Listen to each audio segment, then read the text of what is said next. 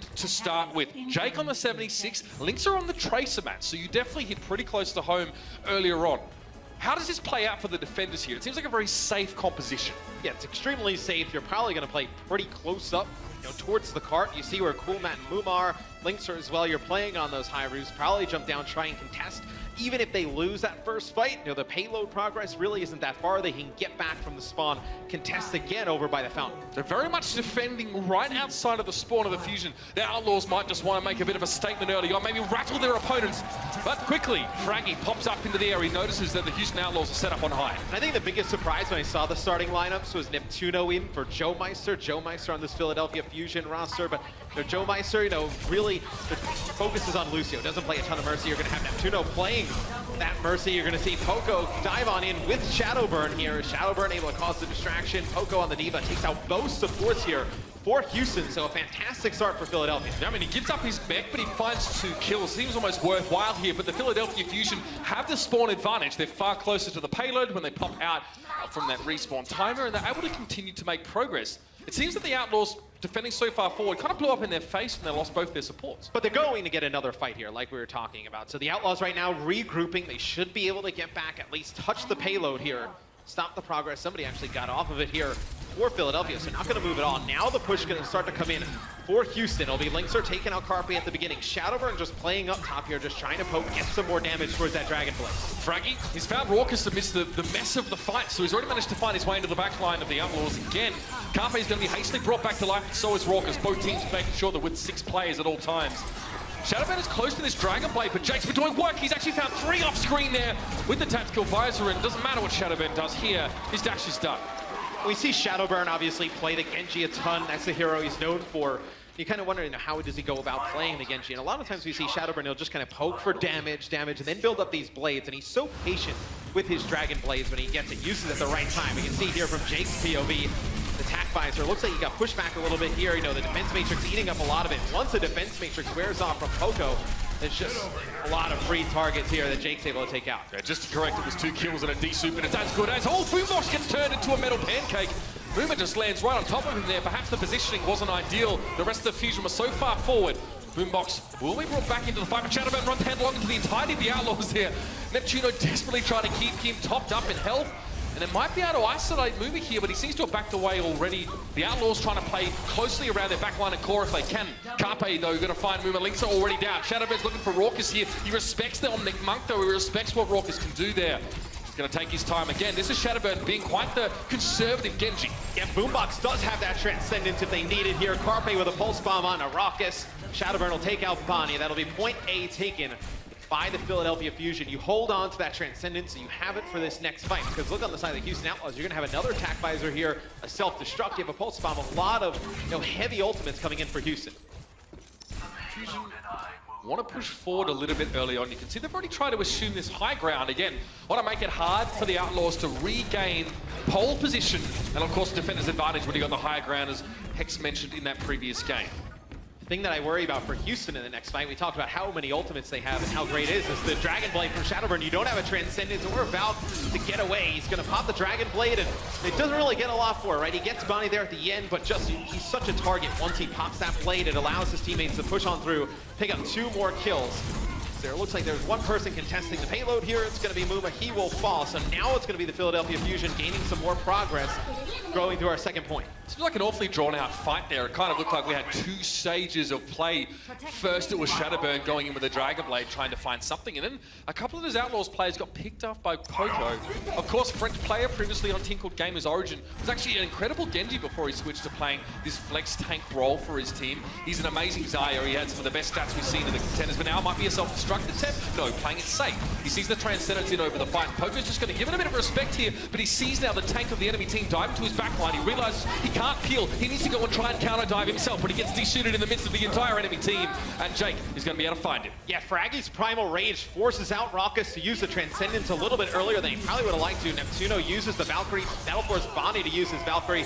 Brings Mooma back into the fight. You see Shadowburn here just on the payload, just getting some more damage. The Transcendence comes out from Boombox. Now it's going to be Muma using his Primal Rage, trying to keep this one going for the Houston Outlaws. Fraggy with a big kill there on a Raucus. Gonna be a self-destruct for Coolman. He needs to get back in his mech. He's trying to avoid getting killed before, and he does. He jumps right back in. The extra help is gonna be a lot of help to him now, as he's getting bared down upon by Shadowburn and Carpe. You can see where the targets are for these divers here. Shadowburn's gonna go for the Blade though. It's Bunny first to fall, looking for another, but the recall making it hard for him to follow Lisa's positioning, but Coolman just steps into it. Carpe's phalanxer as well, and that will be the Fusion making progress. This is good time for the first showing of the Philly boys. It's a 15 kill streak there for Shadowbird. I believe we saw the stats on the side, 18-1 this moment in time. And a lot of times we see Genjis, they end up using their Dragon Blade, and then the Transcendence comes out, and they're not able to get anything with it. Usually when you see Shadowburn use that Dragon Blade, they've already forced out the Transcendence. He makes in another way. sure. Yes, he only uses it when he knows that there's no support ultimates on the other side. They had Fraggy force out the Transcendence early, then Bonnie had to use the Valkyrie to bring back his tanks into the fight.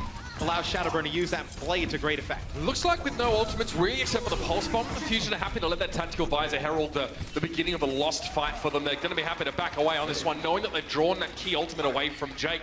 But beware, Philadelphia. There is a Pulse Bomb waiting in the wings for Lynx. Raucus has a Transcendence, so the Fusion haven't drawn as much out of their Outlaws as they maybe think. We see Jake now go back to the spawn. He'll switch off of the Soldier 76. He'll go over to Junkrat. Junkrat's going to provide a lot of damage in these close quarters areas with the squishy heroes on the other side, the Genji and Tracer. Can you play high ground against the Junkrat if you're the Fusion here? I mean, you can try. I don't think you really could. I mean, if you wanted, right? I mean, you could run a Zarya and run it right into the Junkrat, eat up a lot of that damage, and use it offensively. It'll be Carpe that takes out Jake at the beginning of the fight, so you lose all that damage. It's going to be Bonnie using Valkyrie, bringing him back on in, but more kills here starting to go in way of Philadelphia. Starting to be a good look for them here in this fight. Jake finds Carpe there with the bind. Carpe's going to be brought back into the fight pretty much immediately, and he makes good on that. He's found Jake not once but twice there, dealing with that Junkrat, of course, and his tire. A lot of damage there being taken away. Boombox on towards Muma here, and Shadowbird hasn't played again. Conservative, waiting for an opportunity to use it, and he didn't have to, which is so big for the Fusion, saving those ultimates for what might be the last fight. Most interesting part of this last fight will be Shadowburn with his blade, Raucus with the Transcendence. Can they force the Transcendence out of Raucus before using the Dragon Blade, then get the cleanup kills with the Dragon Blade to put this in Philly's favor? Shadowburn forced back again, Blade awaiting. Oh, he's not going to get a chance to use it. Jake gets a double mind kill. Both Shadowburn and Carpe fall down. All of the damage for the Fusion being taken away in a breath. And that is Junkrat against these low HP heroes. The double mine there takes out a lot of the damage from the Philadelphia Fusion. They are forced to back out. And now with only 60 seconds left, it leaves them in a tough spot. Maybe you can have Carpe get behind enemy lines when he gets his Pulse Bomb, landed on the Raucus, force the Transcendence out that way. But you see Bonnie already, rolling up towards Val. Carpe lands the Pulse Bomb, doesn't force the Transcendence out though. That's so big though. You see, I think Bunny was trying to get a res on Jake, but he got knocked away. He wasn't able to bring his teammate back. Poco's playing a little bit dangerously here, but it was inside the healing of the Transcendence. He's able to resuit, get back in the fight, a step chin and a fall to a Pulse Bomb, and Carpe's found Muma here. Again, Carpe on the wrong side of this fight. Payload gets there in the end. A lot of confusion. These fights have been so weird to watch in this match so far. I believe it was Coolmat who went past the payload and went towards that support line of Philadelphia, was not able to make it back towards the payload, but it's interesting. So Philly uses their Transcendence. Raucus actually uses his Transcendence to keep his team alive, right? Because there's so much healing coming down from the side of Philly. You need to keep your team up through that. So he ends up using his Transcendence. Then Poco throws his self-destruct on top of the payload, and it forces the members of Houston back towards their spawn door. And Shadowburn dives in. They probably expect the blade, so they backed up even further. Shadowburn doesn't use the blade, goes right back towards the payload, and they get it right on in. And we were on camera with Carpe as well. He had just dived into the spawn of the Outlaws. He found a kill, and then he had the payload to his back, so you couldn't actually see the payload moving when you were looking from his perspective, but he was standing on it, moving it forward towards the end. So almost a back cap to a degree there, but communication, the lines, I guess, of communication for the Outlaws seem to be a little bit skewed in that previous round. And you're so worried when Shadowburn dashes on in, because so many times we've seen from him in the past, when you use the Genji ult, the Dragon Blade, you get the dash reset. So many times we'll see him dash up into the sky, and then the other team knows, oh crap, he's going to Dragon Blade. They end up using a support ult, and then he doesn't actually blade. He just goes right back to the ground. Same as Sombra players implying that they have an EMP, and they throw their translocator into the air to almost bait out the Transcendence to make it hard. Interesting. The Outlaws looking a little bit shaken than otherwise would have expected, and the Philadelphia Fusion look like there might be high flyers around the corner. Again, A team we didn't get to see in the preseason. It's impossible to predict, but this team has got incredible caliber. I mean, we haven't even talked about Fraggy, who in my opinion was one of the most aggressive Reinhardts in the game and transitioned. It took him a long time to transition to the Winston map, but once he managed to really get that role unlocked, he's been incredible. Well, the thing that the FaZe lineup, where you have this core of the DPS from the Philadelphia Fusion did is, during Contenders, they played Genji Tracer majority of the time, right? Maybe you saw Shadowburn play a little bit of Pharah, maybe you saw Carpe, play some McCree, some Widow. It's like you kind of know what they're going to do, but they're just so talented at it, and they do it at such a high level, it's very difficult to stop. Right, they're just back your way. Obviously, Fanny's going to be giving him that healing for most of the time. You can obviously see Fraggy receiving healing himself. Elsewhere, though, it's been the Outlaws finding kills around the fight. Jake hasn't really had to do too much there. You can see Fraggy tries to put him in a bit of a birdcage, but Jake comes in with a quick fist to the face, and Neptuno gets his just desserts. Mercy mains everywhere, let out a groan. And it is going to be the Outlaws to move forward here, Jake. Again, doesn't always need, you don't need a concussive blast or to use your rocket boost to get a bit of height there. You can actually just damage yourself. And I really love the Pharah pick here from the Houston Outlaws because it kind of challenges what I was saying, where Shadowbird and Carpe will stay on this Genji Tracer. It's like, okay, you guys want to play those heroes? Deal with the Pharah. What are you going to do? You'd have no hit scan, can't really take her out of the sky. It's going to put a lot of pressure on Poco on the D.Va to get up right in Jake's face. See, Carpe there gets to the backline, takes out Linkser, but because he's all the way in the back, Bonnie's able to get that res off fairly easy. From the safety of distance at the very least. So Linkser is back on his feet. He's a threat. He's being jumped on at the moment, but Jake is in a position to get the barrage down. Poco is a problem, though. The defense matrix from the D.Va is going to suck all the rockets up, and he doesn't get a chance to use it at all. Carpe flicks that pulse bomb on towards moving here, and Linkser, Shadowburn giving Linkser a taste of his own medicine, sends the bullet straight back between the eyes of the Widowmaker. And that will signal pretty much the end of that fight. A couple of kills there for the Outlaws, but it may not be enough to be going on with. They do have the spawn advantage, though, so see if Houston kind of extends this fight even longer. Fullmat, though, getting pressured by both tanks here. And that pretty much is the end of it. Right now, Houston is forced to back out. What's interesting is what I was talking about, where, you have the Pharah on the side of Houston. If he's able, Jake, to put down a lot of damage, they're going to be able to progress through the map fairly easily. If Poco can get in his face, eat up a lot of that damage with, the defense matrix, or even just taking these shots as D.Va, now it puts Houston in a difficult spot because you have Carpe and Shadowburn just kind of running rampant. It's going to be Jake going on a flank here. He's going to get the enemy Mercy.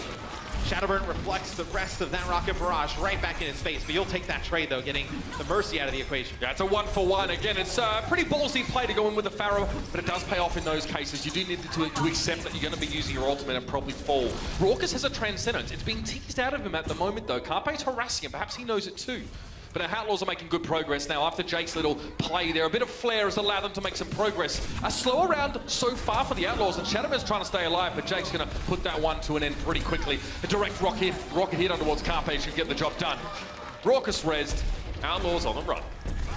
I wonder if we see Philadelphia make a change. Maybe you have Carpe play Widow. Oh, Carpe is going to play Widow. So just as I was about to talk about it, Carpe plays Widow, goes up against another Pharah on the other side. Needed to change something up. You swap out your Tracer, you get a Widowmaker in the mix. Should be able to deal with this Pharah. Raucus going up against a couple of his ex-teammates in this matchup as well. Obviously, the FaZe boys are representing in this one.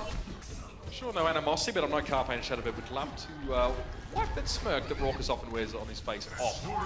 Couple ultimates here for the Outlaws, though. Let's have a look at this. Transcendence is going to be important, but Carpe wins the battle out against Linkser pretty comfortably.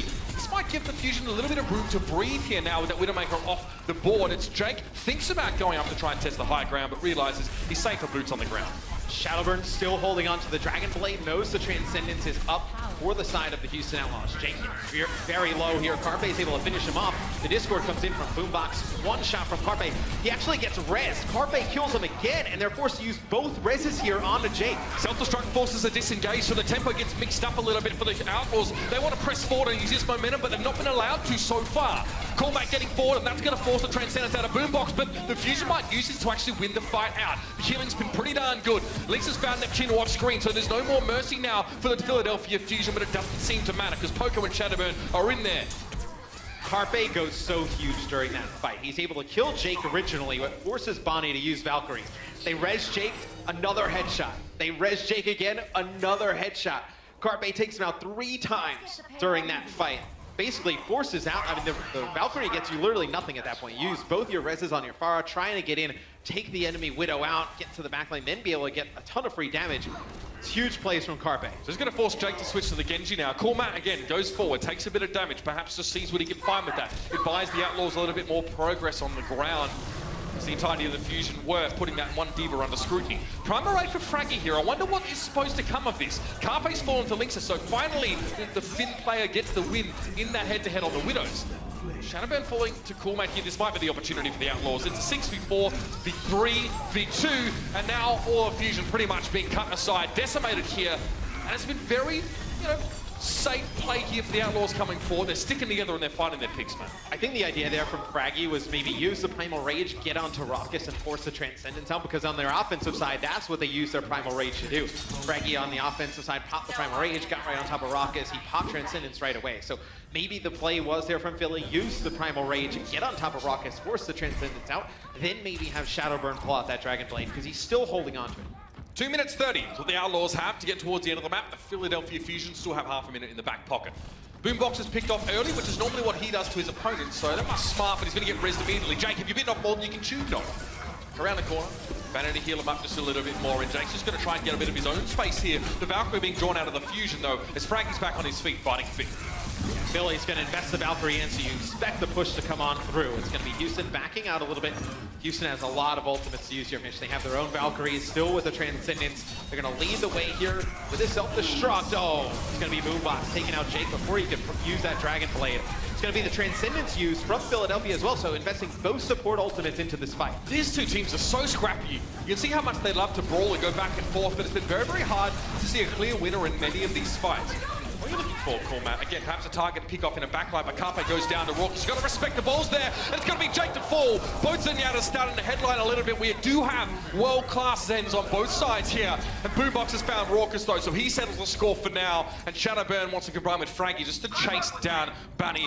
Not much that can be done there for him, and the defense now will hold for the Fusion. And that was just about a must-win fight for Philadelphia. When you use your Transcendence, you use your Valkyrie, right there when we're about to get into this third point, you need to win that fight. If you lose it there, Jake has that Dragon Blade. You still have Raucus with his Transcendence going towards the end. It would be very difficult for Philadelphia to hold on to that point. Look at this, Carpe moving behind enemy lines. He wants to try and force this Transcendence. Yep. He has to know that Raucus has it. Get rid of the Trans, get rid of the Zen. Oh, the stick on it was a Mercy. That'll do the job well. No Mercy in both senses of the term, and Carpe now has done his job. He's found that single target in the backline that he needed. He can make a quick slip away, and there's no way that Matt could chase him. That's going to cut down further time off the Outlaws clock. They're going to be behind if they even finish this map, Matt. And that's the thing with this Philadelphia Fusion roster. You kind of know how they're going to play. They're going to play very aggressive with the Genji and the Tracers. Just they kind of look at you and say, can you stop it? Right now, put up a very good showing in our first map here, getting a look at them as it's going to be Houston with 19 seconds left. It's going to be the Valkyrie here used by the Philadelphia Fusion. It's going to be Neptuno bringing Shadowburn back into the fight. He takes out Rocket, so you're not going to have the Transcendence. He dies right away, though, to Jake. Philadelphia Fusion opt into a fight where there's a Junkrat inside close quarters. It's so dangerous, but they seem to have bounced back well enough. Carpe knocked away, wants to try and benefit from the Transcendence, so he gets up close. Coolmat and Jake, shielded by the barrier are the Philadelphia Fusion. That expires, they move forward. It's Jake to go down, and Carpe's looking for his next target, but it's only Muma left here. The Outlaws are starting to run out, trying to push in one by one, but Buddy might be in compromising positioning here. He does use the Valkyrie to get the resurrect. Jake is back, and he found Shadowburn immediately after coming in. Pulse bomb for Carpe. This could be huge. Got to get a little bit of extra help before he makes his way back to the payload, but he doesn't connect it. The Outlaws are building up a little bit of momentum here. They've got all their players pushing forward. Philly will have a self-destruct and Primal Rage, though, going into this final fight. It'll be Muma with a Primal Rage. Coolmat getting very close to self-destruct. No support ults on either side right now. It's going to be Fraggy leaving on in. Again, just him against the entirety of the Outlaws. Both Winstons are trying to zone the enemy backlines out, but Carpe falls again. Jake's making Poco get 3. It's a self-destruct bonanza. Huge, and the Outlaws are running out of steam. Finally, the Fusion have found the answer, but can they keep it up? They need to follow up with this momentum. It's Raucus to go down. Primal Rage Fist knocking him out. Coolmat is low, so is Muma. Trying to stay alive and keep this one stalled out, but it won't be enough, and that's it. The Philadelphia Fusion, the debut with the Overwatch League results, their first map win. What a spectacle, Matt. That self-destruct from Poco at the end was perfectly placed. The support's there at the end for Houston. They want to play a little bit around that corner, right? So they can get back behind They just got caught out a little bit too far. The self Just that, I guess the most important or fragile part of the team is going to be operating in the vicinity of that barrier and probably not moving too far at all. And Coolmat will be playing Roadhog, so you could use the Orisa, the Halt, plus the Roadhog hook to kind of grab people in. Like a guaranteed hook, right? Yeah, and then suck them on in with the hook. A lot of pressure on Linkser as well, playing the McCree, going up against Shadowburn and Carpe on the Genji and Tracer yet again. But they do have a very good comp Houston to deal with the Genji and the Tracer, right? Junkrat can put down a lot of burst damage in close areas. The traps are incredible as well for Tracers who aren't looking. Roadhog with the hook, and then McCree obviously with his flashback. Whereas the Fusion go for something that could be considered a little bit more standard. It's going to be a Tracer and Genji for DPS. So again, mobility, aggression, and the potential to dive into the backline. But the problem is here, they have to get past many layers of defense. The Outlaws have got a heck of a lot of front-loaded damage, good AoE and shielding. Neptune gets hooked immediately. They don't want to lose a Lucio this early, but they have. There's nothing he could do. Attempted a boot, but Shadowburn goes in and at least gets the one-for-one trade. Nice by the Fusion here to get so much down on this attack. Neptune is brought back, so is Raucus. Well, in the position that Houston is playing, Shadowburn can do so much damage just with his dash on Genji. He goes right through 2 or 3 players. Then Poco comes in with some missiles. You have Carpe there as well, and the Tracer. As soon as he picks up 1 kill, that resets Shadowburn's dash. He goes right back in, right on through. I know one thing when you have the Orisa, right? She has a great barrier, a lot of shield uptime, but if you can get past that barrier and she doesn't have it on cooldown and throw it down again, everybody's a free target. And if you can burst it down, if you can just concentrate your damage onto the barrier, you can make it hard for her to replace it. It can be quite frustrating as an Orisa in that environment. But many players don't know there's a shoot at Carpe. Heads will roll. His is the first as Linkser quite happily peeks out around the corner and shuts him down. That's the hit scan pressure, the power that McCree can provide. But Linkser is going to need a lot of protection, maybe some babysitting to a degree on that McCree. So Philly is going to have their Dragon Blade. They're going to have a Pulse Bomb before any support ultimates are online here for Houston. We'll see if Philly, has a good track of where the Houston ult economy is. They realize that you expect to see the Dragon Blade pulled out pretty early in this fight. Shadowburn, I know exactly who he's looking for. Bunny takes a bit of damage, and that seems to be the ghost signal. Quick block early on there, trying to make sure the damage doesn't take him out early, but Raucus finds Shadowburn. The entirety of the Outlaws back right into spawn and stay away. Poco opts for the self-destruct here. He won't find anything, but he'll get his mech back. That's almost as important in these cases. Raucus, very, very low. Linkser's trying to flash Carpe, but Carpe's giving them a wide berth right now. Not getting too close. He's chased down by Mover. It's a big fight there for Houston. It's going to be Philly not able to even get a tick here on point B. They ended up using their Dragon Blade, their Pulse Bomb in self-destruct. That's a lot. For it. Yeah, Shadowburn goes deep, and then he just has the opponents for Houston just back up into their spawn, so not really able to do anything there. When he jumps down, he's also scared. I believe it was Raucus, on the Zenyatta, loading up some of his orbs. Maybe he catches one in the face, and now you give the ultimate advantage here to Houston. It's going to be Jake using the Riptire. Gets taken out there. Carpe actually takes out Jake while he's actually calling the Riptire in. Bonnie with the res brings them right back in. But look at this position that Linkser has here with the Jedi. It's hard to reach from here. That's the tough part. Defense Matrix could block some of the damage that it does, but Linkser still found 2. Carpe and Shadowburn are both down. They are flankers. They couldn't benefit from the defensive matrix of the D.Va because they were playing away from their front line. Now Linkser, look at all the support he's getting. I mentioned this earlier on. He's in a safe spot, back in the corner. Frankie's super low. He gets cut down. Jake chases him in. Poco and Frankie both down to Jake's hand, and the Tank Buster is in. And you use your Valkyrie here for Philadelphia, and I guess that forces out the Valkyrie on the side of Houston, forces out Deadeye as well, and a self-destruct. You get a few of those out of the way. Shadowburn will have another Dragon Blade, and you will have Transcendence on both sides. We'll see how Philadelphia decides to engage here. Carpe, probably, you're able to build up the Pulse Bomb pretty quick playing Tracer, so should have a Pulse Bomb rather quickly. Maybe see if he can get into the backline. Philly are split right now. Their frontliners seems to be trying to chase an individual target, whereas Moomba wants to play from off the side here. He's got a primal rage, so he's going to be more than happy to jump in and cause some problems. He's going to jump on Neptuno now as well. He actually uses the jump straight away, and that forces the Transcendence. What can Moomba do now? He's stuck. He goes for the primal rage, gives him that 1,000 health back, and now wants to battle around Carpe a little bit, but he's found a better target. Boombox is looking pretty juicy here, but the healing that he's getting is enough to keep him alive, and Moomba spends the entire fight jumping around, not to get a kill, but it's the distraction that he's causing that's so important. Boombox to the point. Shadowman drops and falls into a flash, and Poco now will be cut down as well. Houston will hold on here. They get another Deadeye coming into the next fight. They'll still have Transcendence. You're going to build up a self-destruct and your own Valkyrie. So a lot of ults here for the Houston Outlaws to use. We'll take a look here. Brox's POV. Landing some shots. Fraggy actually gets stuck in a Junkrat trap there. Nice shot there, connecting onto Shadowburn. But I wonder, you know, Houston, you have all these ultimates. You know, what does Philadelphia do to try and break this open? Do we see some kind of comp switch at some point? Maybe, you know, get a 76 or a McCree in the mix, try and control the high ground? He's a Riptide, though. That might answer the question for you. Philadelphia might struggle. I mean, this is zoning, so Jake's able to push them away. This is very smart, by the way. Poker was hoping to get a remech, but that is being denied by the fact that he was hit by that Riptide. Now, Shadowburn has a Dragon Blade, Carpe has a Pulse Bomb, so any one of these ultimates used to draw out a Transcendence is going to be worth it for Philadelphia Fusion. They've not been able to draw the Transcendence out, though. Remember in Game 1 where they were able to do it with the Primal Rage? We haven't seen Carpe be able to really kind of find out where Raucus is, get a good view on him, and connect that Pulse Bomb and force it out. And now, by the time you built up these ultimates, right, Raucus still has that Transcendence. You also have Valkyrie on the side of the Houston Outlaws. So even if you do get Raucus, he doesn't have to use that Transcendence. They can use the Valkyrie, bring him right back up, try the fight again, and then if the fight doesn't go their way, then you can use that Transcendence. Format plays close to the front door. Carpe falls off screen, so that's going to slow things down a fair bit. Self-destruct thrown out. Raucus is down, quickly brought back up. They need the Transcendence in this fight here. And Lynx is a little bit out of position. You see Poco up behind him. Yes, he needs support on that McCree. He didn't have any from where he was standing. Now Jake just trying to go willy-nilly, throw some of these mines into the action. Play close if he has to. Drops a trap down, but Lynx has been down again by Carpe. Jake now comes in, found Frankie there. With that right click, it's going to send the Riptide forward. The Transcendence can't heal through burst damage, and that Chino couldn't survive it. Philly really close to taking point B there, and you know it's funny. It's actually Jake pops that Riptire as soon as he gets, you know, the trap icon that comes up. Shadowburn actually stands in his trap on the point. They're able to get rid of him. He has that Dragon Blade, and they had already used the Transcendence. If he doesn't stand in that trap, maybe you see the Dragon Blade come out from Shadowburn and the Philadelphia Fusion. Maybe they're able to take it, but you do get all the support ults out from the side of Houston. Getting close to a Deadeye here. It's Jake with the burst damage, able to take out Fraggy at the beginning. It's going to be the Dragon Blade now used here by Shadowburn, and you know, he dives in, not able to locate much of anything. He had to hide. It was a Deadeye from Lynx or so. If he peeked his head out, he would have gone alongside Neptuno.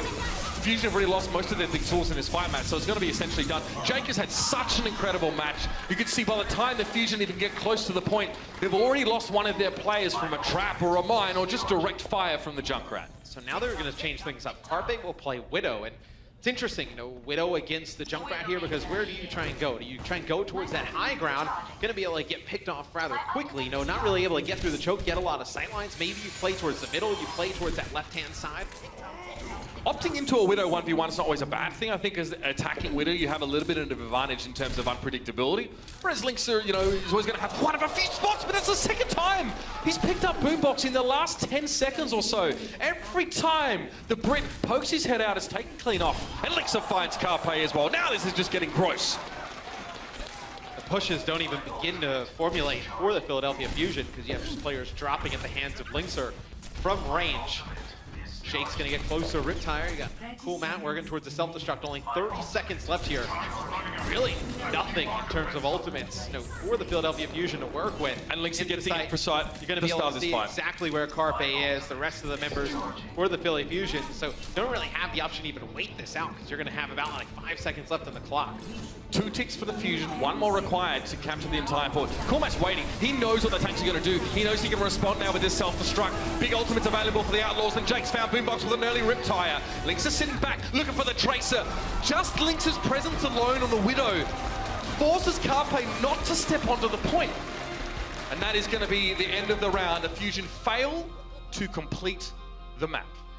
Jake on the Junkrat just denies that high ground access for the Philadelphia Fusion when they were running the Tracer in Genji, that, you know, kind of traditional dive composition. Then they switch over to the Widow. They're not able to win that Widow v Widow battle. Lynxer versus Carpe. Not really able to make any progress. No, really outside of that one fight that ends up going sideways when Shadowburn steps in the trap. They were very close to taking point B if they may have gotten that Dragon Blade off. So this is a map as an attacking team that those early picks mean very little if they're not followed up on almost instantly. The defenders spawn, much like Temple of Anubis, right behind the point. It doesn't take them long to get back into the fight. If you can't capitalize on the absence of the opponent that you just picked off, it's not going to be worthwhile. You need to commit a lot of resources as an attacking team to controlling the point, to setting up, to having a sustainable base of operations, you could say. I mean, high ground is something that teams have often used on this map, you know, working up onto that platform, pushing back the enemy tanks, setting up with your hit scan, Widow, 76, whatever you like to make it work. But for the Fusion, now we're starting to see the first sort of evidence of them coming up against a brick wall and not quite knowing how to get through it. So this is pretty cool. So Philly on defense, you'll have Fraggy play the Orisa, you will have Carpe play the Widowmaker. So this is what we were talking about when we saw in the preseason, right? You know, maybe you have Neptuno, Puckett, Carpe with that damage boost from Mercy, and you're able to have him behind the Orisa shield up top. Houston, at least what it looks like right now. This is something that we saw Seoul Dynasty do on Horizon Lunar Colony. During the preseason, they ran, oh, well, it looks like they're going to make some changes. So Bonnie was on Moira. What we saw Seoul do was run Moira with the EMP, and they were able to just push on in and get so much healing. It's a little bit of a variation of that comp, because you have Raucus playing the Sombra now, probably get that mega health pack towards the right-hand side, farm that for a little bit, get on the point, use that EMP. A good EMP is pretty much a one fight at this level, and Raucus, we definitely know him for his Sombra play. It's always been a pocket pick of his, so he takes control of this health pack, which effectively gives control of this area to the Outlaws. The Fusion can't really push in and fight when there's no health pack available to him. Raucus is now on reconnaissance. Get some information. He might just tickle the point here to force some players back. It's going to be very difficult for Carpe to play into this, because he's so focused on Jake as the Pharah, but you also have Raucus on the flank here as Sombra, and so it's interesting. Philly doesn't really worry about the Sombra on the backside of the point. They take the fight towards the front. Now they're going to work their way back to deal with Raucus. Raucus is more than happy just to try and get away. What I find so interesting about this is that you've got a third of your entire team committed to kind of being behind enemy lines. I don't think that Bunny actually wants to necessarily be pocketing Raucus right now, but he's got no option. He's got no safe way to get out. This might be time for an EMP. He's thinking about it, and Boombox is going to be the first to fall. His shields are stripped away, and so is his health. Neptuno's second. Raucus is open this fight up like a nice little oyster, and now they're enjoying the sweet insides. The point belongs to the Outlaws. All it takes is a good EMP, and Sombra has it all hacked up. Just shows you what an EMP can do for a team. You talked about it. An EMP at this level of Overwatch is pretty much a one fight. Great EMP use there from Raucus. And do they, okay, so they're gonna change up. I was gonna say, do you stick with the Sombra going into point B? But point B's so kind of spread out. You can have your team on the defensive end. Split and avoid being caught. Yeah, I mean, maybe you get one or two players caught in the EMP, and that really doesn't do much. Philly on defense, they'll have to not have a Junkrat to deny that high ground access. They'll go with the Genji Tracer combination. Lynx are here, uses a pulse bomb. Doesn't connect with anything. He tried to predict Boombox moving to the left, I think, and it wasn't quite right. Boombox was able to juke that one out. So Lynx gets caught out, realizes he doesn't really have the recall that he needs. And the Outlaws aren't going to commit too much more, I think, outside of this. They're looking pretty confident, like they got this one under control for the time being. Obviously, you can look at the screen as well as the Outlaws on the attack, not on the defense. Sorry for that confusion. I'll have to switch it over for you. Self-destruct on the high ground. Is he going to force Jake down? He does catch Neptuno with that mine as he hits the ground. Yeah, Booma here, trying to get onto Boombox, directly around the corner. Boombox gets that little health pack, just trying to get away here. Booma finishing it off. This is looking great for the Houston Outlaws. It's a rip tire. D-Mac coming out from Jake. Finishes off Poco. Things are not going well for Philly here. No, desperately they're trying to bring Shadowburn back, but the Outlaws have already posted up on this point just a little bit more, and the round will be there. As you can see, Raucus is getting really pressured by Fraggy here. Of course, it's Fraggy's job to get rid of the squishing targets, but there's so much support for Raucus. He's being held up by Butter the entire time. Numbers are favouring the Outlaws right now, and so, it seems, is fate. Pressuring out, Transcendence available for Raucus if he needs it, but he's just not going to require it at this stage. They've got all the numbers on the point. Philadelphia, one by one, they can't trickle back in. Well, we've got a tied series here, a 1-1. The Outlaws have woken up. Make a strong statement here in a second. Raucus has a tremendous map playing the Sombra and Zenyatta for this team. He did a great job of holding on to those Transcendents, really getting of it from him. In fact, on Philadelphia Fusion, there's two very potent Lucios. Joe Meister maybe not yet in this roster because all of these players you're looking at on the Philadelphia side were probably able to practice in Europe, or Carpe was able to play across servers. So he'll be back in the mix eventually, but here we go, map number 3. Let's get it on. Joe Meister will be such a clutch addition to this team when he enters the lineup. Such a great in-game leader. So we see Pharah on both sides. There'll be Jake playing the Pharah for Houston, just putting down a ton of damage. It's so important to get out through this choke because if the Pharah forces you back down, you can just get a ton of damage on multiple targets. Jake just getting his eye in right now, deciding the target he wants to kind of go for. That's a huge prediction rocket on towards Shadowburn. But Clockwork's already fallen to the Russian player's hand, and he's found himself a second pipeline stuff from Shadowburn, and this is beautiful. Ironically enough, from the Philadelphia team as well, but it's another story. Again, Shadowburn has space to work with here. Fraggy being rezzed up by Boombox, and the Outlaws are on the back foot early. Big point control to Philadelphia to kick things off. Shadowburn really takes control of this first point by landing, the shots on a Clockwork, taking him out. So there's really not any threat on the ground at that point from Houston. You don't have the Tracer to dart around, put down a ton of damage. It's really all on Jake. Jake's focus is now down towards the ground, and Shadowburn's able to land 2 direct hit rockets to take him out. So you have these far v far battles, and you have the Mercies attached to them. You gotta land 2 rockets in a row and quick. There's the first. It's so difficult to land the second. Jake still wants to pick a bit of a fight with Shadowburn. Both of the Pharaoh's Mercies have to be elsewhere right now, healing the ground crews. Looks like Mumo might be in a bit of trouble though. Shadowburn's found an opportunity to get some extra damage into him, but oh! Shadowburn's getting a little bit too close there. He manages to back away. I'd say that must have been someone to the tune of Clockwork trying to pressure him down. Rez is coming out from both Raucus and Boombox. It's going to be the Valkyrie being used by Raucus here. Desperate times call for desperate measures, and Shadowburn gets a sound barrier now. All the support ultimates have been drawn out of these 2 teams, but for the Houston Outlaws, it just hasn't been enough to break the deadlock. Just like we saw in our last series, though, with the Florida Mayhem, the London Spitfire, at this point is so hard to break. I mean, how long did those fights last in the previous series? You see this fight extend for a very long time. Both support ults used on both sides, and it's already Philly up to 72%. There's huge progress being made here. The Outlaws must take control in this next fight. Otherwise, the round will have slipped out of their hands. Neptuno manages to spot Houston early out. He's actually caught up in the corner here as well. The Tesla gun just licking at him. He's able to heal up a lot of that HP and get a boot back by himself some space. Now, riding up on that wall, again, trying to keep an eye over anyone else that could be flanking, whilst trying to deal with a Primal Rage Winston, whilst trying to heal the rest of his team. So many things he's got to worry about as a captain, but Jake decides to deal with Shadowburn the old-fashioned way. 20 paces, stand and deliver kind of stuff, and a barrage found its mark. Neptuno's very close to a sound barrier here, or we're in overtime. This could be huge for the Fusion. They've had an ironclad grip on this point for the entire round, and Carpe and Poco just seem happy to keep things that way. The Outlaws, where are you? It's all about the Fusion right now. What a strong start. Gets Shadowburn out of the equation fairly early in that fight. He has a rocket barrage, so you're never actually even able to use that fire ultimate. Carpe on the ground, though, just in and out, darting through the back lines as Tracer. Able to pick up multiple kills there.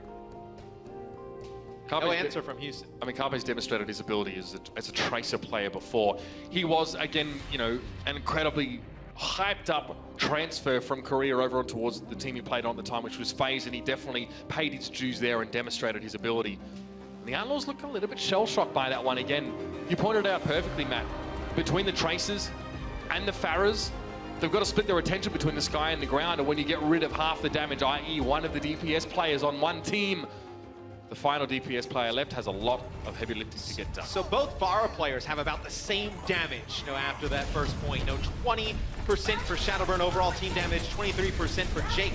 The biggest difference, though, is in terms of the follow-up from the Tracer players. Carpe was able to finish off a lot of those players that Shadowburn was getting weak. He finishes the first point with 14 limbs. Clockwork only finishes with 3. Already this one's gotten underway, and Poco's just trying to use the high ground vantage point here. Raucus trying to keep his team healed up, but it is invariably going to pull him into the line of fire. He goes down. I don't think Boyd's going to be able to get away. He didn't get the boot either. Carpe hot on his heels. The Fusion again starts strong. One thing we haven't really seen, obviously, throughout the regular season, and we really didn't touch on it much in the preseason, but it has to be very hard for a player like Clockwork to come in here in map 3 and play Tracer and go up against a player like Carpe, who's had like 2 maps under his belt, really kind of getting game shape at this moment, right? You got to get right into the fray and go up against a very good Tracer player on the other side. Again, he's throwing the bomb into the Korean future, Dyson, so no chance of getting the damage done there. Well done by Coolmat to receive the package and get rid of it. Responsible disposal, if you will. But Carpe wants to work from this sort of perpendicular angle. He doesn't want to work with the rest of his team. A little bit of harassment in the side is good. Now Coolmat ascends up on towards that high ground, so Carpe needs to look elsewhere for his targets. Maybe a duel against Clockwork. That would be a star-studded match if I've ever seen one. And now Shadowburn with a barrage here. A huge opportunity just to stop the Outlaws in their tracks, but they've got themselves a sound barrier. Jake takes one hit, but the sound barrier prevents him from getting to critical HP. Coolmat down, but Rez straight away. He fell to the self-destruct of Poco, and Shadowburn again is still trying to find an opportunity. Jake is low. He's up against the wall. The splash damage was going to be enough. Well picked out by Shadowburn, and now with his opposite number down, the skies are his. And Philly has a sound barrier to use, and it connects with everybody. A big sound barrier perfectly timed there for Neptuno. Be Shadowburn finishing off Muma there. He still has the rocket barrage to hold on to. Pretty much everything they're used by Houston. They used their Valkyrie, they used their sound barrier. Don't play in traffic point, come on. What did your parents teach you, son? Very low. He's gonna get back with the rest of his team. All you have is Clockwork's Pulse Bomb to work with. It's gonna be Poco using a self-destruct. Oh no, getting right back in his mech. No, D-mech there as Diva. Gonna get right back in the mech. Shadowburn still just with the rocket barrage here. He's done a nice job really landing these shots onto Jake, forcing him back a little bit. He's also forcing the Mercy to stay close to Jake. That's the 1-2 punch we were looking for. And now it might be Struggle City for Raucus. He's trying to hide back around the corner, but Shadowburn's got the verticality. He wants the Mercy. You better believe he'll have it as well. Extra rockets, surplus damage. That's all Shadowburn need. 3 kills with a barrage, 4 onwards Clockwork. Now we have ourselves a game. And the Fusion, what do you say about that? Well, it makes it Shadowburn's job easier against Jake in the sky in the far v far duel when Jake is playing kind of close to those walls, because instead of those direct hits, you land a direct hit, then Raucus leaves him for a second, so you're not getting that mercy healing, and then you just get the hit off the wall with the splash damage. You don't have to land that direct rocket shot. The Outlaws are looking beaten, battered and bruised. Perhaps they should get on the right side of the law next time. More often than not, is that Undead was trying to deal with an enemy Pharah on this very map on defense, and there's a Tracer behind him just loading into him. It can be very, very hard to deal with that. But this could be amazing. Fraggy was known as possibly the best Reinhardt in Europe. Recently reinforced, of course, and Overwatch Analysts came out and said he was very afraid of going up against Fraggy, an incredibly aggressive player on this Reinhardt. This is something special that you're probably only going to see from Philadelphia. It would be interesting to see Poco play the Zarya here, knowing that there's most likely a Junkrat on the other side. Zarya and Rein combo really well. With Zarya's shields, you can build up a ton of energy, then start to do a lot of damage. So we're going to lead the way here with Fraggy on the right. Just walking in. And get around the corner. Shadowburn playing the 76 kill. Usually you see like hit scan duties kind of go over to Carpe. See what Shadowburn can get done on 76. Fraggy trying to conserve the power of that barrier there as well and keep it alive. It's only 2,000 damage worth. And now with Carpe going down early, he walked into a trap. Again, you've got to look down sometimes. This is going to force Fraggy out. So Philadelphia was setting up for this kind of slow roll aggression, but losing Carpe means I have to pull the plug early. With such a great choke point at the front, especially with Junkrat on your team, I'd love to see Houston play a little bit more aggressive, not let that Rein just walk on in there. I feel like if you give that much space up to Philadelphia going to make some changes, bring Shadowburn in on Genji and Fraggy in playing Winston.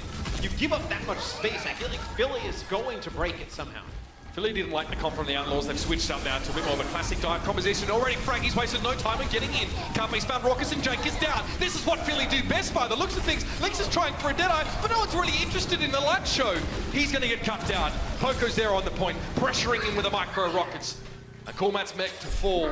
Love this from Philadelphia. They see there's a problem with their comp. They change it, they come in, they smash a fight out, and they take the first point. Yeah, they open things up with their own Valkyrie to lead on in, and it forces Houston to back on up into that little house. And once you get in there, I mean, that's where Tracer and Genji can do a ton of their damage in those close quarter areas. Shadowburn now looking to probably climb up the parapet here and find one of those backliners, but with Neptuno already falling to a wayward mind from Jake. Just Junkrat things, people. It's just the world we live in right now.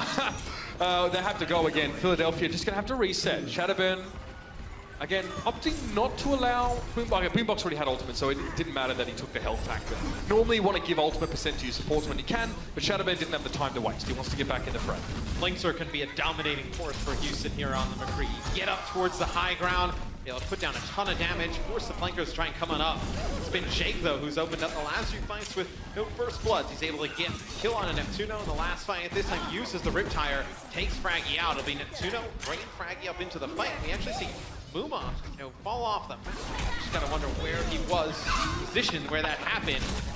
Now after that, things start to go in favor of Philly. I would love to know what happened with Muma this week. Yeah, I mean, and then you see the Junkrat play from Jake. You ride the lightning as a Junkrat player quite often. You really just got to try and go. We'll see if we can get a look at what happened there, but the fact of the matter is that Philadelphia are bearing forward. They're going to have 5 ultimates in this next fight, man, which is going to be just so huge. And on this bridge is a very dangerous place to get Diva altered. See a lot of big Diva ults go down. The self-destructs on the bridge. Take a look at this replay here. Frank, jump on up here. The self-destruct comes on through, connects with Linkser. See the fight happening on the bottom of your screen here as we get right back into game. Jake takes out Carpe at the beginning.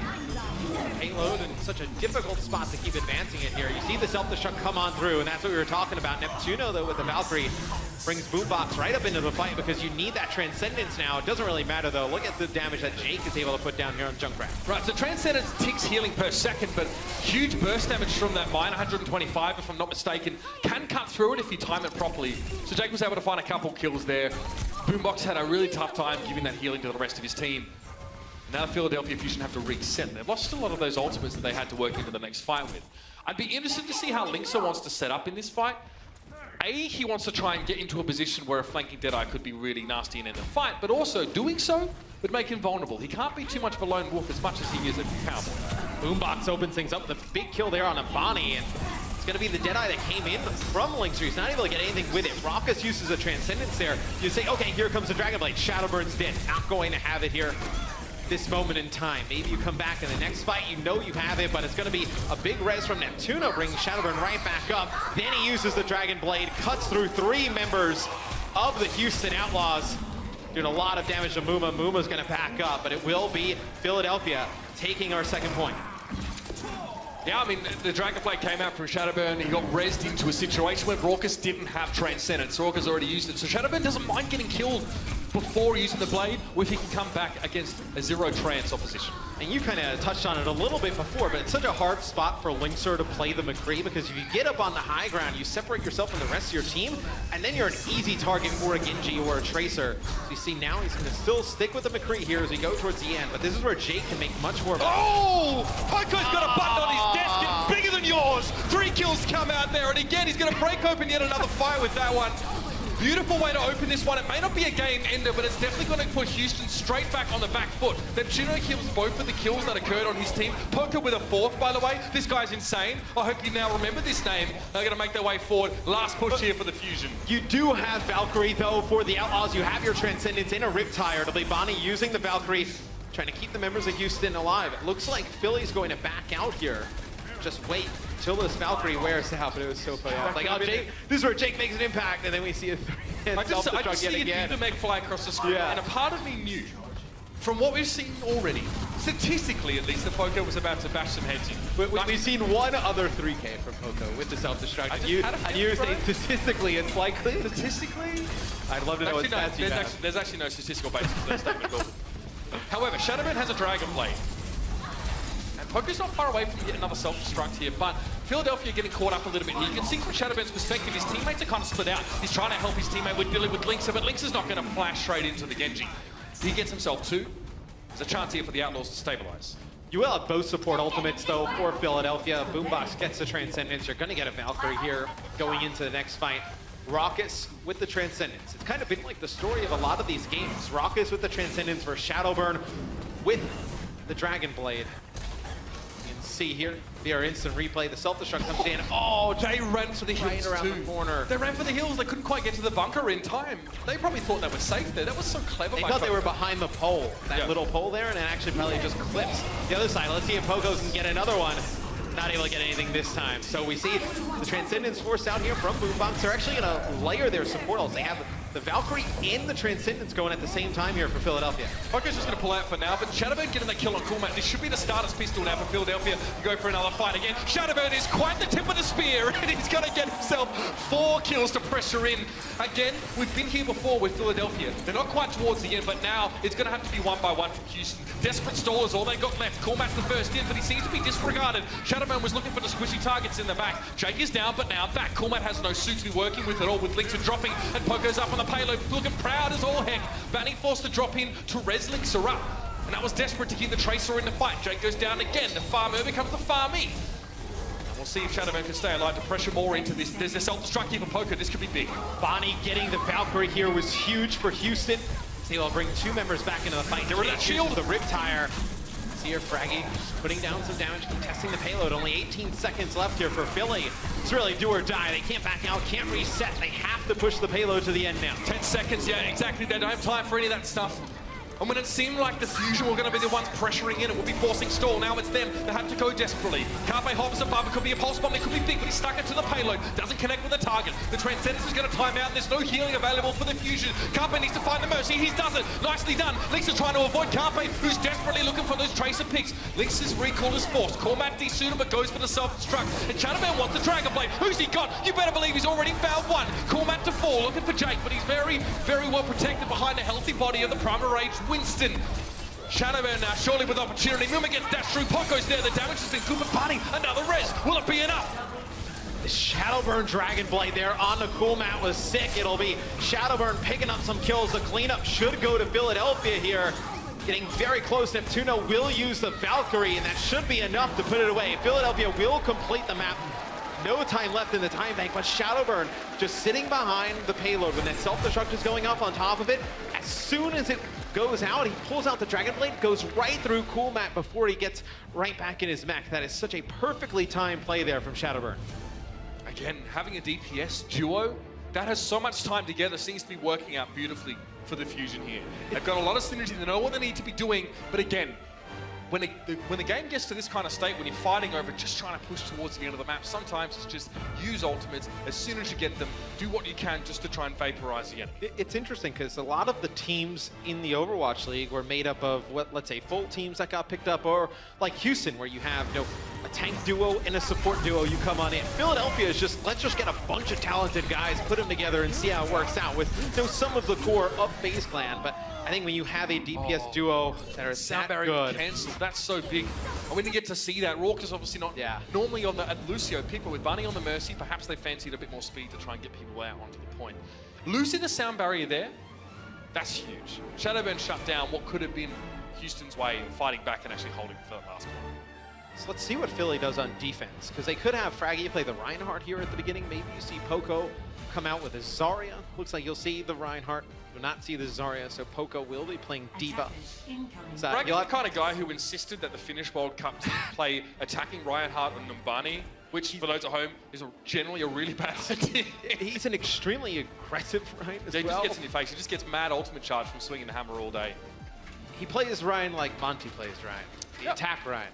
You know, like, I don't trust any of my teammates to do damage. I'm going to select Reinhardt, and I'm going to do a ton of damage, kill people. If I had a dollar for every time Monty told me he had a gold medal for damage, I'd have a few dollars. I'd at least get some Shake Shack up. Which is kind of sad, because most likely you're playing the McCree and you don't have anything. What do you mean? I just motor people. Yeah. I'm like Puckett in the This Is How We Do It in Burbank. That's kind of what I do during the game. Anyway, Mitch is the ultimate DPS feeder, by the way. I get damage done. I don't know what you're talking about, bro. You're the passive-aggressive one who complains when people are like, getting kills like Linkser is, though. That's me right there, I'm not gonna lie. Shadowburn down, the headshot does connect, and Houston have already got 2 picks that have not been rezzed out yet. Neptuno falling, that's bad news for the Fusion. They're running out of gas here, but Poco knows he needs to make a play. He pressures forward, he gets shaken down with the micro rockets, but Houston do have a Mercy. They do have the resurrectability, so they have the numbers and momentum going forward. You have some respawners coming in here for Philadelphia, but they lose both their tanks towards the end of the fight. Shadowburn comes up. You're going to have Draggy coming right back into the action. Carpe is actually still all the way by the Houston spawn here, just trying to spawn kill Ash Tracer, hoping the rest of his teammates get back towards the point. There you see Jake take Carpe out all the way in the back. It's probably not going to work out here for Philadelphia. It'll be Houston taking point A very quick. So it's like Carpe steps off the point voluntarily to go to the attacker's spawn to try and prevent them from having resources, but then he gets taken down by Jake. So not only is he not helping his team defend, he gets picked off by the Junkrat as he spawns in. Well, that's like the nightmare situation. It works if there's like a support back there, right? Like if you spawn killing like the Zenyatta or the Mercy, like I can kind of see that, like how maybe then it forces some players for Houston to go back towards the spawn and help them out. But he's going one-on-one against Junkrat, which he probably didn't want us to see that. Admiral Akbar would be so proud right now. So proud. All right, Transcendence over that point. So the Outlaws decided to pressure in for this one, hoping that Philadelphia would fight them on the point. They have the Transcendence. Oh, Linkser! How does he find those? The flick potential is incredible. Carpe's going to be hastily brought back into the fight, but Linkser's got bigger fish to fry, or Mops, whichever one you prefer. Again, the flash comes out. Carpe seems to be ready for it, though. He recalls out of the McCree's way, and this is what you do. Get up in the Gunslinger's face. Force the error, but all the resources the Fusion committed to dealing with the McCree. The Outlaws have had the rest of their team with so much freedom, so much space. They've won that fight comfortably. You're Philadelphia. What do you do going into the next fight? You have no ultimates. You're getting over towards the bridge. It's that wide open area. Linkser has a Deadeye to use if he gets towards the high ground. Jake with the Riptire. I guess your saving grace here if you're Philadelphia is you know there's no support ultimates on the side of the Houston Outlaws. You're going to get closer towards a Dragon Blade and a Pulse Bomb. Riptire for Jake. It's going to be a self-destruct coming in over the top. That was from Poco. No one's there to be caught by it. Jake was far enough from the epicenter of the explosion to not take full damage. But he had to be very careful. He saw Carpe, yeah. With him at less than 100 HP, he's an easy target for Carpe. Oh, we get him in the trap again. Carpe, look at your feet, son. His shoes are untied as well while you're at it. And now Jake has the chance to make this one hurt. This is a different angle, but he sees Poco drop down. He catches it. Jake with 2 kills. The rest of Philadelphia fighting off the point because Jake is taking up so much of their attention. It's going to be Bonnie getting a Valkyrie. Raucous going to get a Transcendence here. So you get the support ultimates online for Houston. Just a moat match. So look at this. Do it. Cool match just taking up space, not allowing the players to get through tops. It's going to be, see Muma there on your screen, pushing on forward with that Primal Rage. Cool Matt now going to drop down, try and put some damage as the players come out from that bottom door for Philadelphia. This is insane. Coolmat doesn't even, go for a self-destruct. He knows if he gets knocked out, he has a chance. But now he's really stepping up. What a pleasure to see this man start to perform. There's been no defense from Philadelphia thus far. I mean, right there, they don't have a ton to work with, like coming out, but at least try and get out to the point, force, some of those bigger ultimates out from Houston. Houston still holds on to the self-destruct. They're going to have another Riptire. You're going to have Deadeye. Self-destruct in Coolmat now. Oh no, it's caught the top of the banister. It's not going to get into the position he wants. That's a mistake that you can't really afford to have here. But there are other resources up. Self-destruct from Poco now, trying to do one better. Oh, it's going to get 2. So much with Poco. It seems like his opponents don't expect to get blown up, and then they just get decimated. And that's huge because it buys Philadelphia some time because they switch off of the Winston. You have Fraggy go and play Ryan. If you switch Shadowburn up, he's going to play Junkrat. Carpe goes to McCree. So you're resetting the ultimates on a few players there. That double kill with the self-destruct forces Houston to back out. Some more time for those other players to put down some damage, build up on their ultimates. Right, so often we see self-destructs placed on corners here. Poco, he's nailed that one, hasn't he? People are trying to back away. Linkser was behind it. Raucous was off to the right-hand side. Buys a stay of execution, a breath of fresh air for the fusion we definitely need at this stage. Fraggy, I surmise, is out of position now. He's getting supported here. Poco switched to his famous Zaya, but Fraggy might not get out alive. Just. That Juno sticks for him with the Caduceus Star healings there. Now the Transcendence for the fusion. They're going to try and make a stand here. And now Outlaws are more than happy just to disengage. Maybe you see the Riptire come out here soon from Jake. You have a lot of players grouped up. It's going to be the Transcendence that comes out from Raucous. Linkser takes out the Riptire from Shadowburn. Now it's going to be the Riptire coming out from Jake. Oh, it was in close quarters, but it gets picked off. Fraggy hits it with a Fire Strike. Carpe's also found Jake, and you can see that Fraggy just gets charged out of the way. Carpe on the ground, finds the pick on towards Jake, and he's going to get rezzed up pretty quickly. Watch the Junkrat on the payload. It's important. Poco's going to pressure him. He needs to step back. Moving now on the Orisa. Throws that shield up, and you can see how desperately Banny's trying to keep his team healed up. It's hard. Raucous is felled by a headshot from Boombox. There's Envy's in action. That's what we'd like to see. And Linkser's looking for a Deadeye, hoping to herd people into a space they can't escape from. With Shadowbird down, oh, that's not where you want to be! Linkser, more than happy to greet the Zenyatta at close quarters. Here comes the Deadeye from Linkser. We'll see if he can connect with anything. It'll be Fraggy taking out Jake. He's going to be able to take out Poco there with the Deadeye. It's going to be Houston working towards finishing the map with a tremendous time. Cool Matt takes out Neptuno there with the Deadeye, so don't have the healing provided by Mercy. Fraggy getting very low as well. Things looking great for Houston as they will complete the map. A ton of time left for the Outlaws. A 5th map is looming. I think there can be no doubt about that at this stage. Houston have woken up. Let's go, Outlaws fans.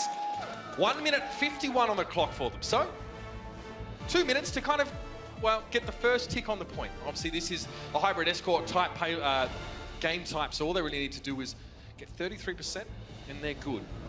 Philadelphia don't have a chance to attack again themselves because they don't have any time left in their bank. They finished in overtime, so they forfeit their opportunity to try and do that. So, the ball is entirely in the Outlaws' court here. They are the orchestrators and architects of their own destiny, and all they need is a very strong attack to begin this with. And remember, we've seen a bit of this Reinhardt, a bit of this Zarya look here from the Fusion. I don't know if I really rate it on that last point. Fraggy had a little bit of difficulty getting caught out of position and so on and so forth. I think with him on the Reinhardt, it's going to be different for this team to play around because he's so aggressive on the Rhine. You're usually used to the Rhine playing a little bit more passive. When he gets in that deep, he probably expects, you know, the guys who are usually pretty aggressive, Carpe and Shadowburn, to follow it up, but usually playing with a Rhine, you're not as aggressive. So Shadowburn will play Pharah here on defense. Seems to be the only change from the side of the Fusion lineup coming in here on D. I guess Fraggy's not really shielding his DPS then here at all. It's not really the point. I guess what is the function of Rhine in this comp, right? Because Rhine, you usually play the Reinhardt, you have players play behind the Reinhardt shield. You know, Carpe on Tracer is going to be, you know, moving around the map, flanking a ton. Shadowburn obviously on Pharah is going to be in the sky. So who are you protecting as the Reinhardt? Well, your backline obviously is very important. Of course, you know there's going to be a risk that you get pressured out. Plus, the problem is this Junkrat McCree comp is going to break that Rhine shield very fast. Frankie's going to be often forced to just get out of harm's way and give up ground. That's not good. Losing your Mercy so early on, Neptuno's fallen now. Shadowburn needs to make up for this deficit. They're lacking that main healer. He needs to get rid of some of these DPSs to even up the ledger a little bit more. Lisa was res back up. Shadowburn down. Jake gets a little bit creative. A steeplechase with the tire. Shadowburn had no idea what hit him. And you're going to have Valkyrie come in for the Houston Outlaws. Things are falling apart for the Fusion. Be Linkser with Deadeye, but you only need that one tick. Houston will get it. They will take map number 4, Eigenvault.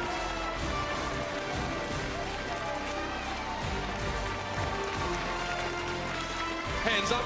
Questions being asked, I'm sure, as the Outlaws are obviously deciding the way forward. In the event that we have a 2-2, we get ourselves a final map. Lijiang Tower will be played. Easy to detect and also to negate if you use that defense matrix. So that's why we're excited about this one. Like I said, we actually have the Reinhardt, we have the Zarya, we actually have triple tank for Philadelphia Fusion here. They're going to bring Poco on that Diva. You've got 2 6 Zarya players on that team. Shadowburn is very capable. This is fun. Lots of McCree action as well. Junkrat's going to be in the mix here for Houston. So 2 very subtly different compositions. Let's see how they interact.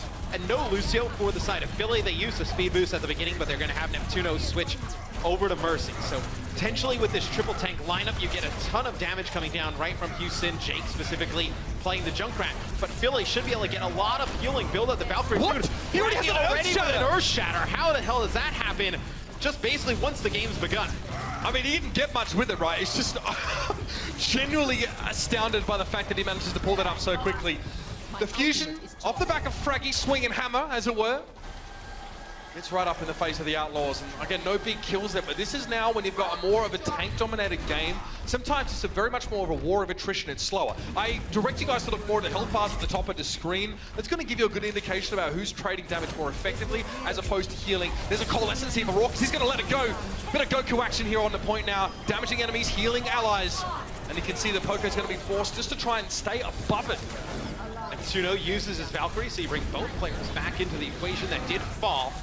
It's going to be the Deadeye that comes in from Linkser, not able to get much of anything. The grab already down here from Shadowburn. It's going to be few kills picked up here by Philadelphia. They're still in control of the point. Houston was so close to flipping it, not able to do so. Coming into the next fight, Houston, you will have a sound barrier, you'll have your grab, you'll have a Riptire as well. That Graviton Surge plus Riptire combo could be devastating. A lot in the toolkit for the Outlaws. And they're going to have to use it pretty soon. This is the kind of map that can get away from you very fast. If you're going to lose the first fight, try and lose it quick. Try and come back for the second fight. A, not having given the enemy too many ultimates, and B, still having some time in the clock. Jake, nothing you can do about that one. Carpe just plinking away from his little plinth up on high. He's 63% in terms of ultimate, but that self-destruct's not going to find too much. Another coalescence already from Raucus. Huge impact in the fight as Moira. Spree, Carpe saw him coming, but it's not going to matter. He's going to head over the edge, and Boink has his moment. Carpe sleeps with the fishes now. Get it? It's going to be a Riptire in from Jake. Transcendence won't be able to protect the Fusion against that. Fusion, though, still on the point, building up percentage up to 83 and counting. The rest of these kills going in favor of the Outlaws. Fraggy able to take out Spree.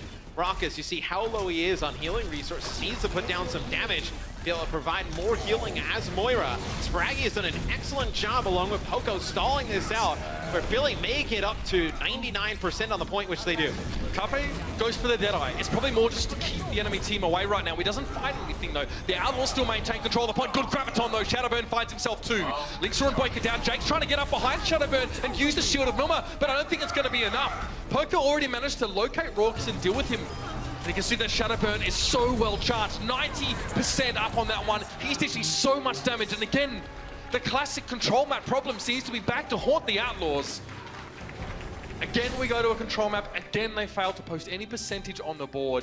Not looking like the same team they have in other map types. One of the bigger differences on that point as well is that Philly is running Mercy. Houston, they do not have Mercy. They're running with Morello. I remember at one point, Fraggy actually earth-shattered some of the members of Houston, and they're forced to just use a sound barrier to keep those players on the ground alive, whereas Philly, when those kills come down, they just use the Valkyrie, they res them on up, the fights just get extended longer and longer and longer, and they're able to build up the Valkyrie so often because you had that triple tank lineup. It's time for a different change. Well, change of pace, at least for the Fusion now. You thought that was fast, you thought that was chaotic. How about we go back towards our dive composition here for the Fusion? I think on the side of the Houston Outlaws, the person you're looking at in this combo is going to be Spree, because primarily known as a fantastic Zarya player. He doesn't like playing D.Va, by the way. Yes. He prefers not to, is more accurate. And let's see how his D.Va, he's really going to be relied on to protect the supports, right? Let's see if he feels at the right time and gives them that support they need. Shadowburn manages to find Links, which is always a dangerous task to try and go in and deal with an enemy McCree. Gets out of life. Jake. Oh, yes!